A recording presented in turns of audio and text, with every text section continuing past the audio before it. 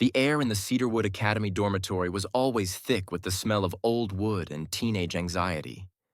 11-year-old Leo, a scholarship student, found sanctuary only in the attic library, a forgotten room filled with dusty books and the quiet disapproval of the school's prefects. Leo's math teacher, Mr. Silas Thorne, was a man carved from stern granite, known for his piercing stare and near-perfect attendance record. Mr. Thorne had a particular, unsettling fixation on Leo's academic performance, and a minus to Mr. Thorne was a personal insult. One cold evening, Leo was retrieving a rare constellation map from the attic library, a crucial source for his astronomy project, when he heard the heavy tread of leather shoes on the stairs. He froze. It was after curfew.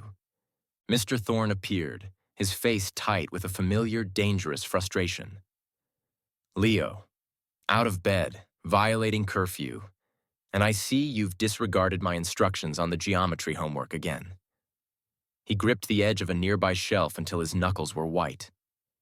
"I was just getting this book, sir, for my project," Leo stammered, holding up the brittle map. Mr. Thorne didn't acknowledge the map.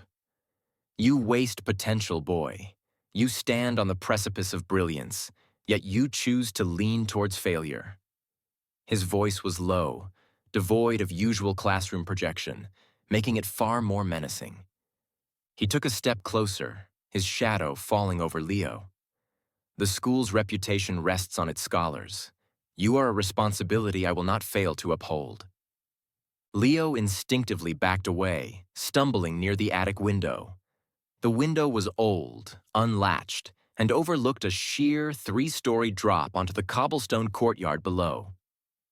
"You need to learn what it means to be serious," Mr. Thorne whispered, his eyes glittering in the dim moonlight filtering through the dusty panes.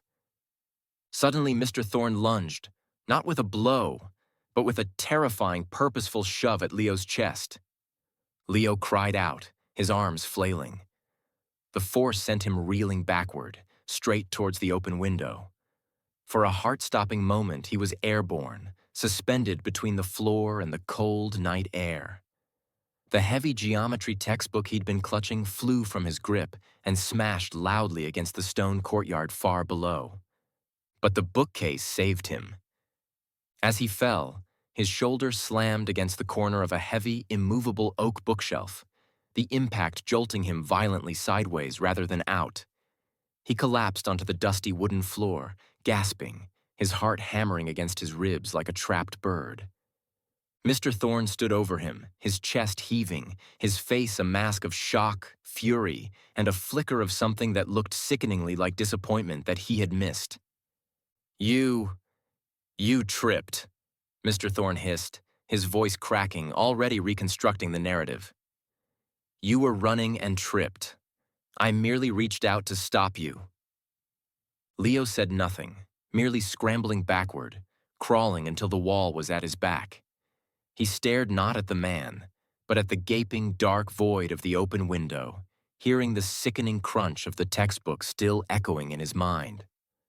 A moment later, the loud, insistent clang of the headmaster's clock tower chimed midnight, shaking the silence. The abrupt noise seemed to snap Mr. Thorne out of his trance. He straightened his tie, smoothed his tweed jacket, and gave Leo a final, chillingly controlled look. "Get to your room, Leo, and don't breathe a word of your carelessness to anyone. We will discuss the geometry incident tomorrow." Leo didn't sleep that night.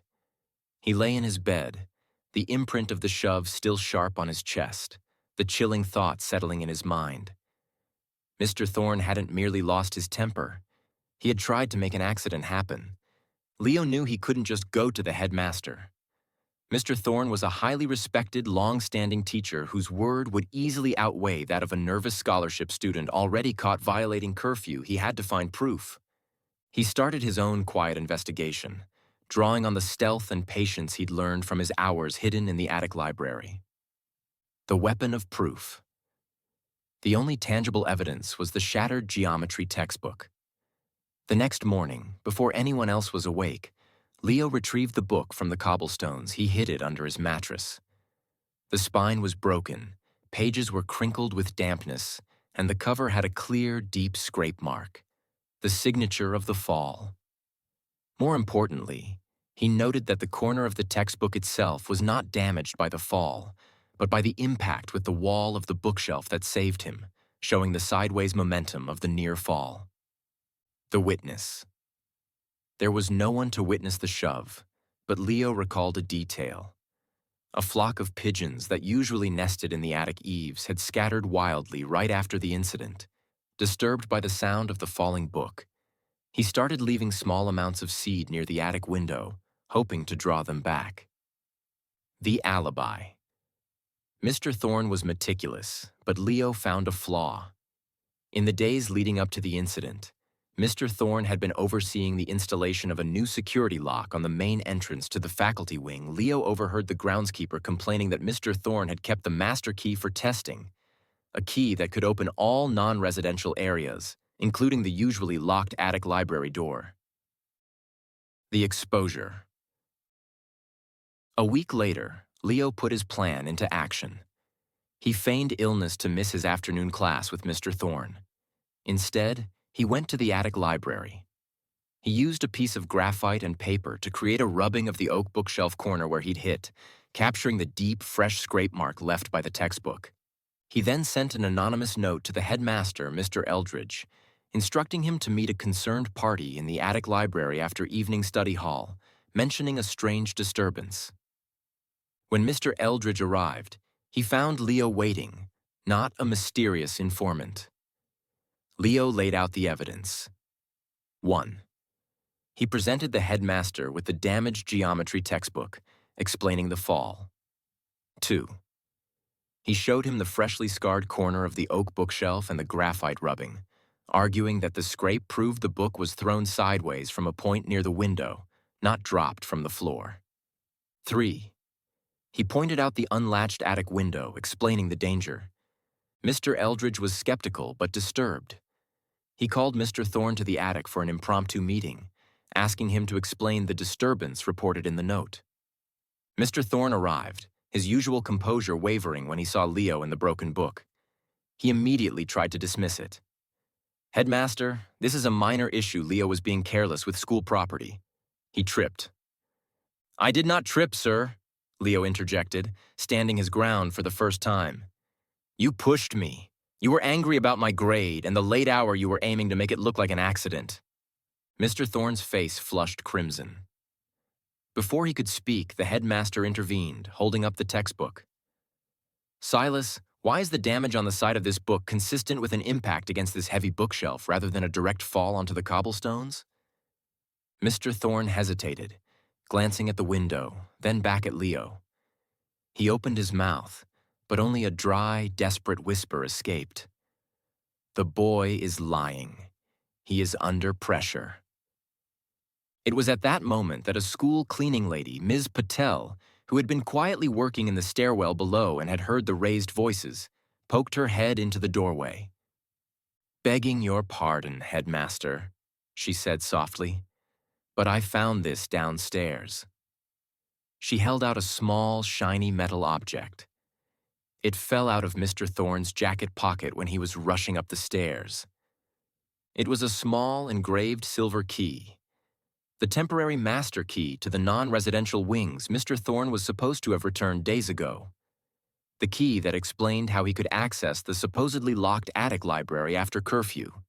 The combination of the physical evidence, the teacher's clear distress, and the key proving his unauthorized presence sealed his fate. Mr. Thorne's fixation on perfection and control had finally fractured, exposed for the dangerous obsession it truly was. The aftermath. Mr. Thorne was quietly placed on immediate leave that very night, escorted off the Cedarwood Academy grounds by the headmaster himself. The official reason given to the staff and students was severe disciplinary misconduct. But the rumors about the near-fatal fall in the attic library spread like wildfire. Leo, despite the trauma, found his standing at the academy dramatically changed. He was no longer just the scholarship student. He was the one who had stood up to an injustice. The headmaster, humbled and grateful, ensured Leo received counseling and, ironically, a special grant to pursue his astronomy studies. The attic library was permanently renamed the Eldridge Archive to remove the chilling memory, and the window was immediately secured and permanently locked. A subtle, unspoken monument to the night a frustrated teacher almost took a life and a brave student unraveled the truth.